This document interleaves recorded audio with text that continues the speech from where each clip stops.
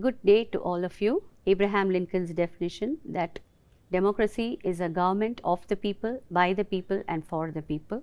So, our country India is governed by the people, for the people, and all our leaders are selected from our own people. The central government, taking into consideration the vastness and plural character of our nation, the people who have made our constitution or framed our constitution have planned for a federal structure for our country. That is, we have a central government to govern the whole country, and each state has a state government to look after and cater to the needs of its own people. Central government. The central government is the supreme government in our country. The headquarters of the central government is at New Delhi. How does the central government work? In this flow chart, you can see that we have three divisions: the executive, the legislature and the judiciary. We call this the three wings of the government. The three wings of the government. The union executive, which consists of the President of India, the Vice President, Prime Minister and Council of Ministers. The union legislature is also known as the Parliament, and it consists of two houses or two divisions, the Rajya Sabha and the Lok Sabha. The third wing is the judiciary, which consists of the Supreme Courts and the other courts and the judges and all. First, we will learn about the union executive. The President is the chief executive of the Indian Union, but all the powers are vested in the hands of the Prime Minister. President, he is the first citizen of India and he is the supreme commander of the armed forces. He is the constitutional head of the Union executive. The first President of India was Dr. Rajendra Prasad, and the present President of India is Ramnath Kovind. From 1950, from the time our constitution came into force, we have had 13 presidents in India: Dr. Rajendra Prasad, S. Radhakrishnan, Dr. Zakir Hussain, Varagiri Venkatagiri, Fakhruddin Ali Amit, Neelam Sanjeev Reddy, Gianni Jail Singh, Ramaswamy Venkatraman, Shankar Dayal Sarma, Kocheril Raman Narayanan, APJ Abdul Kalam, Pratibha Patel and Pranab Mukherjee. Now, what are the qualifications to be elected as a president? First requirement is he should be a citizen of India. He should be above the age of 35. He should not hold any office of profit under the union, state or local government, that is, and he should have all the other qualifications that is needed to become a member of the Lok Sabha. Now, who elects the president and how do they elect it? We have an electoral college which consists of the members of the parliament, that is the Lok Sabha and Rajya Sabha, and all the state assemblies and members of the National Capital Territory of Delhi and Puducherry.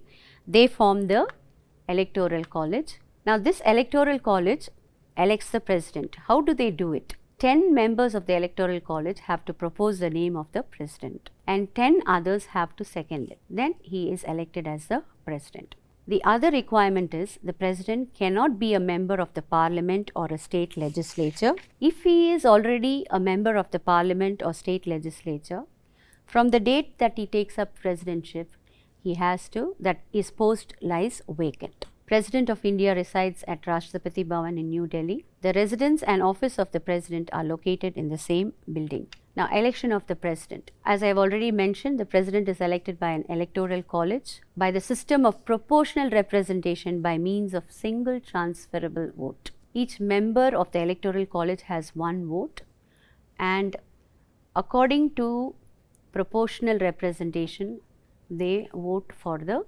president. Powers and functions of the president are the following. He has executive powers, legislative powers, financial powers, judicial powers, diplomatic powers, military powers and emergency powers. Executive powers. Article 77 requires that every executive action of the Union shall be taken in the name of the president. The first important executive function of the president is he appoints the Prime Minister and other members of the Council of Ministers. The other members of the Council to help the Prime Minister are selected by the President on the advice of the Prime Minister, and they are given different departments to look after. We call these departments as portfolios. For example, Finance Minister, Minister of Agriculture, Health Minister, etc.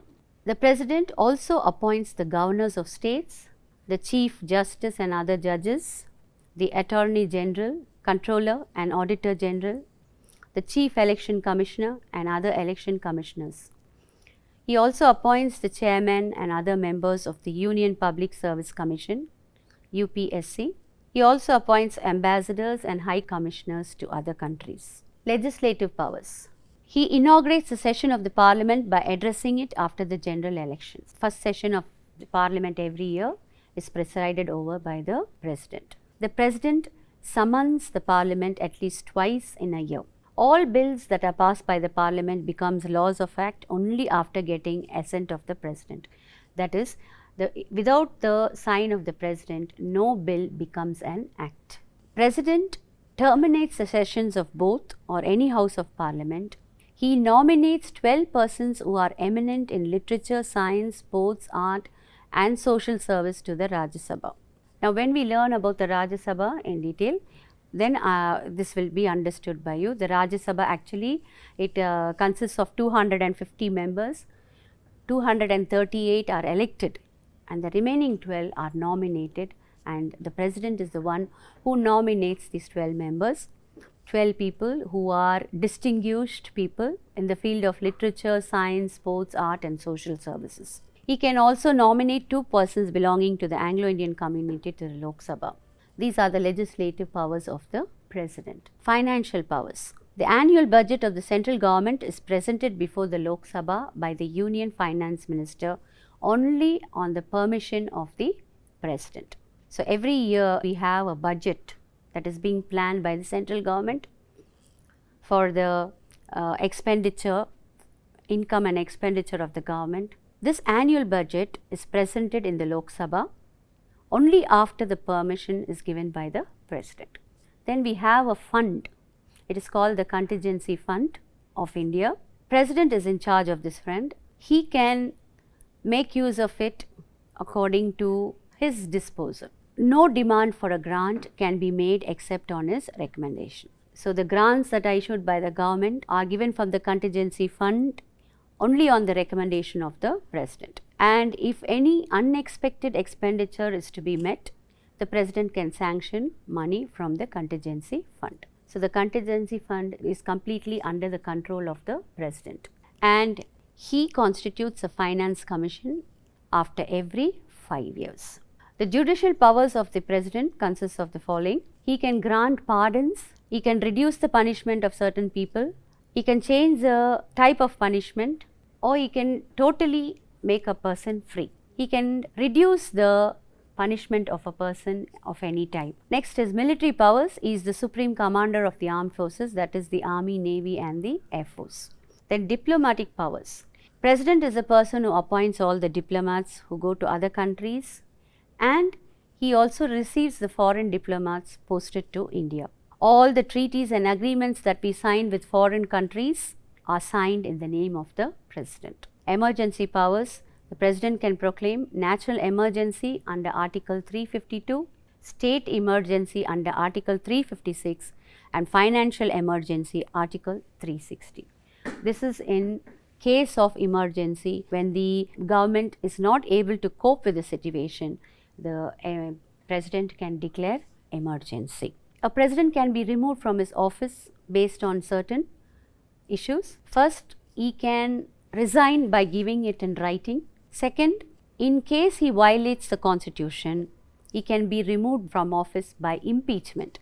It must be supported by not less than 1/4 of the total strength of the House. Whichever House is suggesting the impeachment of the President, 1/4 of that House has to vote for his impeachment. Then the President can be removed from his office. So, we recapitulate the powers and functions of the President.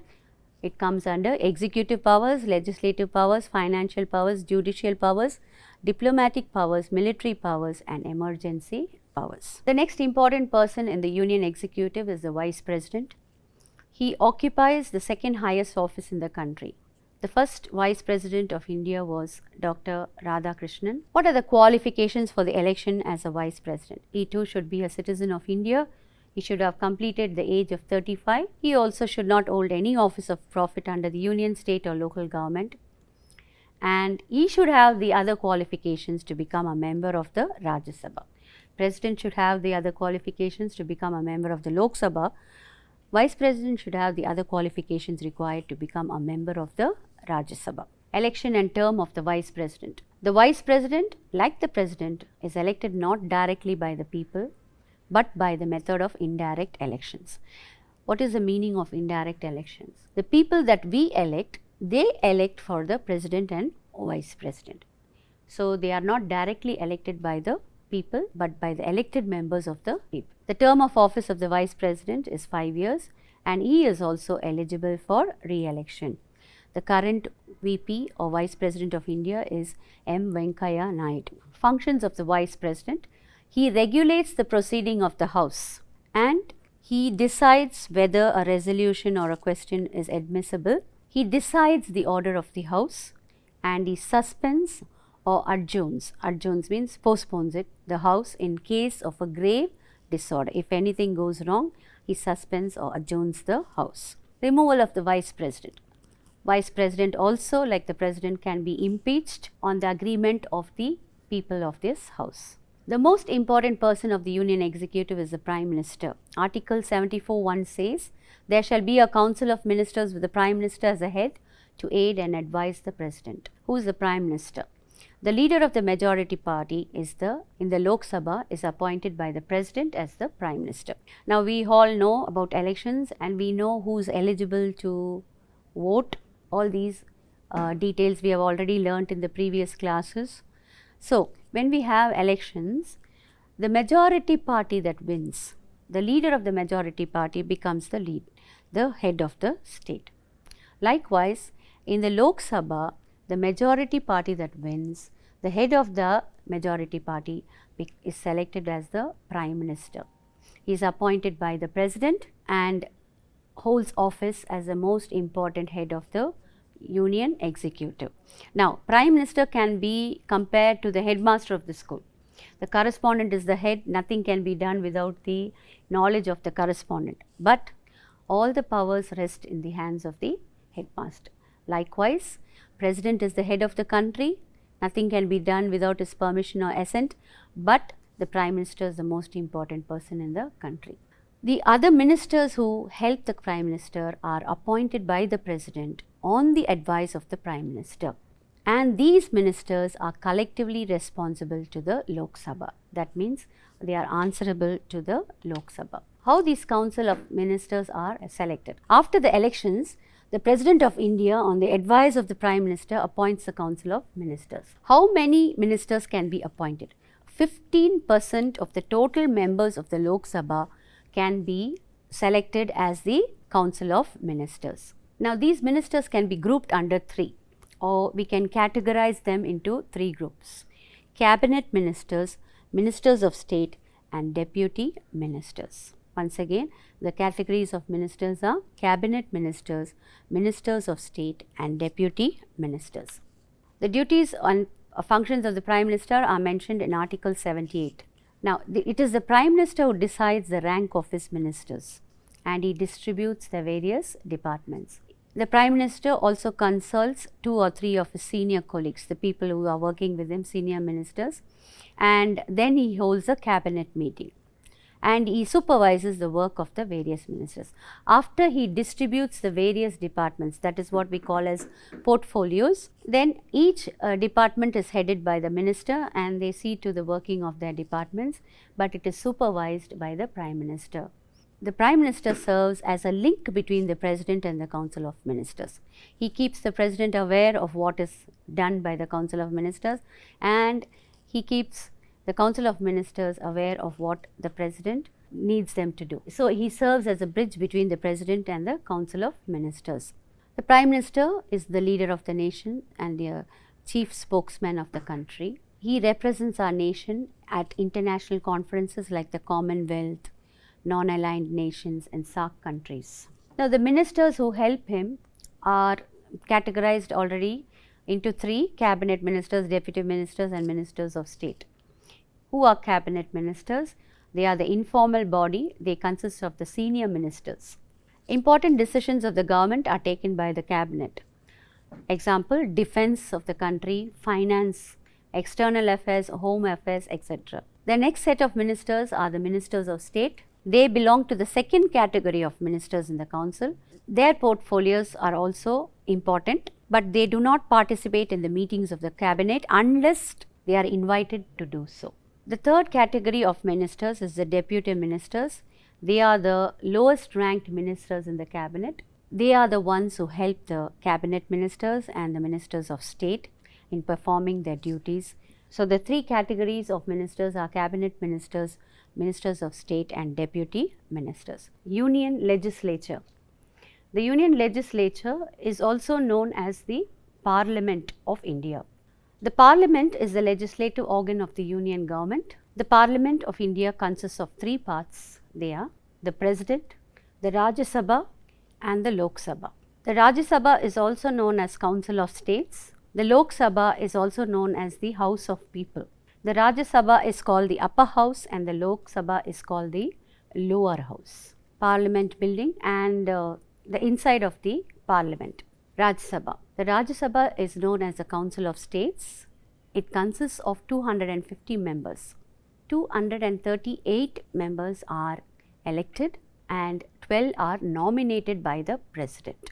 238 members of the Rajya Sabha are elected by the method of indirect election. The 12 are nominated by the President. 12 nominated people will be distinguished people in the fields of literature, science, arts, sports and social services. To become a member of the Rajya Sabha, the following are the qualifications.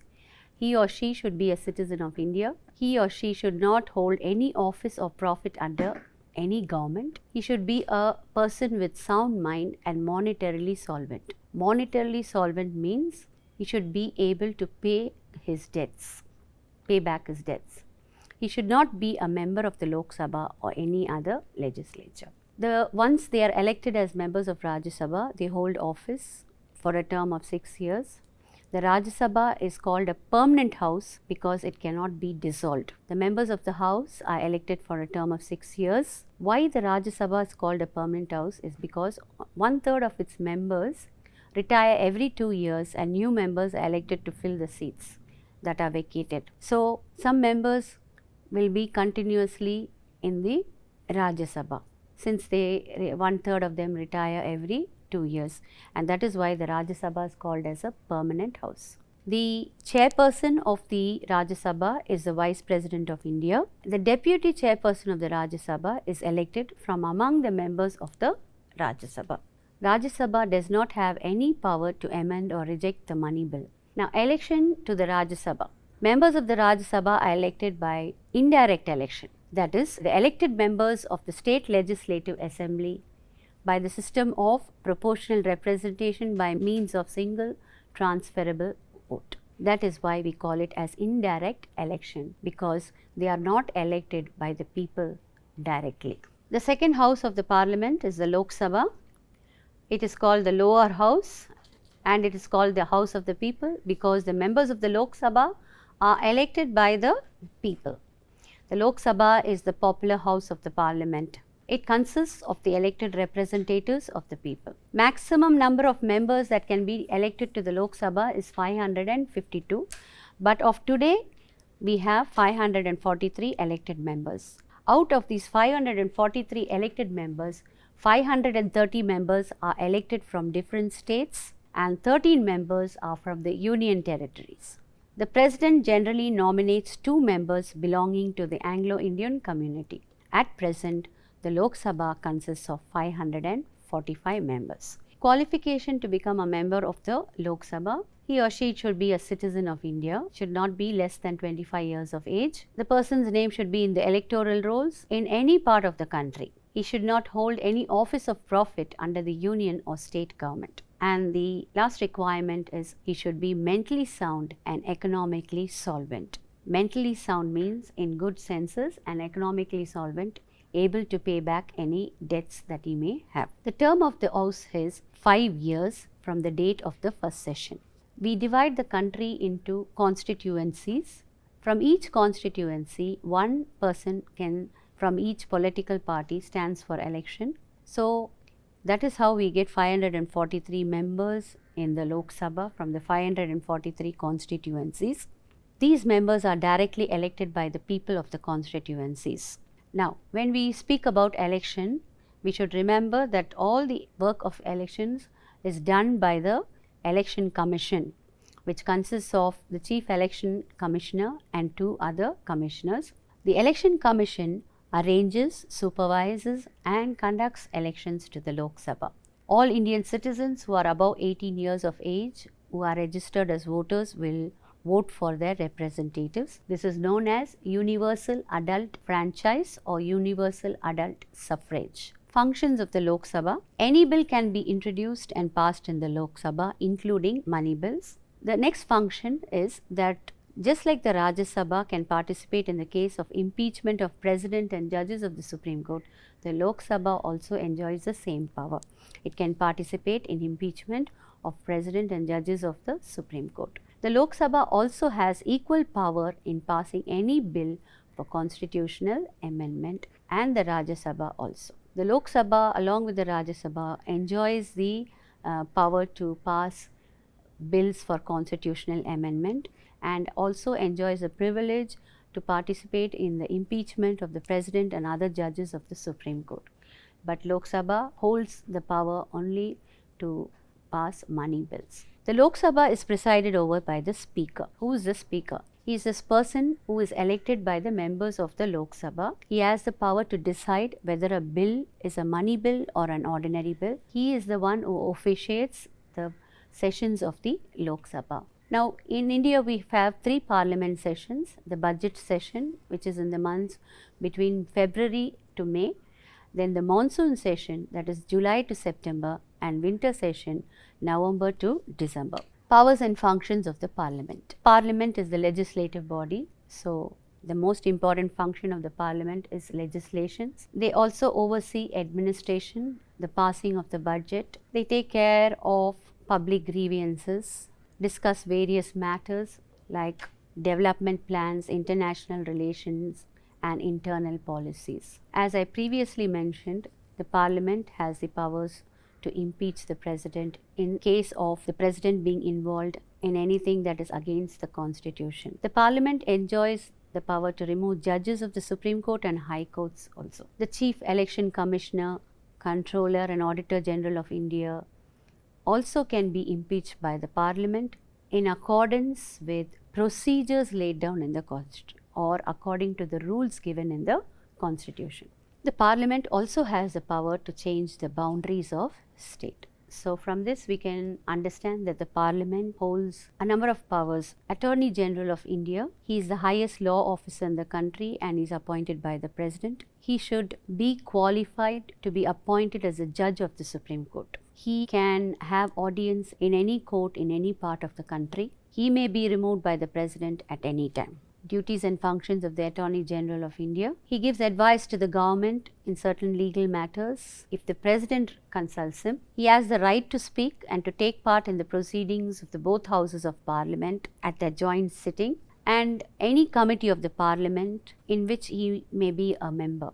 He does not have the right to vote, but he enjoys all the privileges that are due to a member of a Parliament. The third wing of the central government is the judiciary. It plays a very important part because its work is to protect the rights and freedom of the citizens. Supreme Court. The judiciary consists of the Supreme Court and all other courts and judges. First, Supreme Court. The Supreme Court is the guardian of the Constitution. It is autonomous of the legislative and executive wing. That means it functions independently of the legislature and executive of the union and state government. It plays a very important role because it is the protector of our rights and freedom. The Supreme Court consists of 34 judges, including the Chief Justice. Appointment of judges.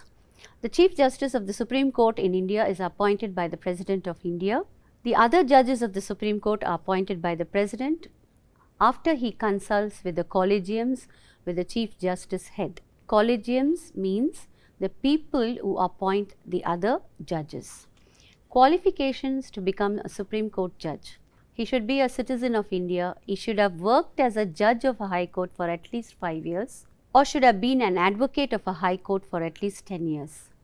The person who is eligible to become a judge in the Supreme Court should be, in the opinion of a president, a distinguished jurist. The Chief Justice and other judges of the Supreme Court hold the office up to the age of 65. The Supreme Court has its permanent seat at New Delhi, but if the Chief Justice suggests to have it in any other place in India, with the permission of the President, it can be done. Powers and functions of the Supreme Court. The Supreme Court enjoys the following powers: original jurisdiction, appellate jurisdiction, advisory jurisdiction, miscellaneous jurisdiction, and judicial review. Original jurisdiction consists of cases that come directly to the Supreme Court. The cases come directly to the Supreme Court. It can be cases between the government and two or other states, or it can be cases relating to problems between states, or it can be an individual person against the government. These cases are directly registered in the Supreme Court, so it comes under original jurisdiction. Appellate jurisdiction are the cases that come or appeal from the lower courts. If the judgment of the high courts is not satisfactory, then they can appeal to the Supreme Court, but they have to have a letter of acceptance to apply in the Supreme Court. This power of the Supreme Court is known as appellate jurisdiction. Advisory jurisdiction: the Supreme Court can advise the President in various matters if he consults them. Miscellaneous jurisdiction: the other powers of the court, Supreme Court, come under miscellaneous jurisdiction, and the Supreme Court can lay laws regarding the procedure of the other courts. Judicial review: the extreme power of the Supreme Court to declare a law as unconstitutional is known as judicial review. This is an extremely important power of the Supreme Court.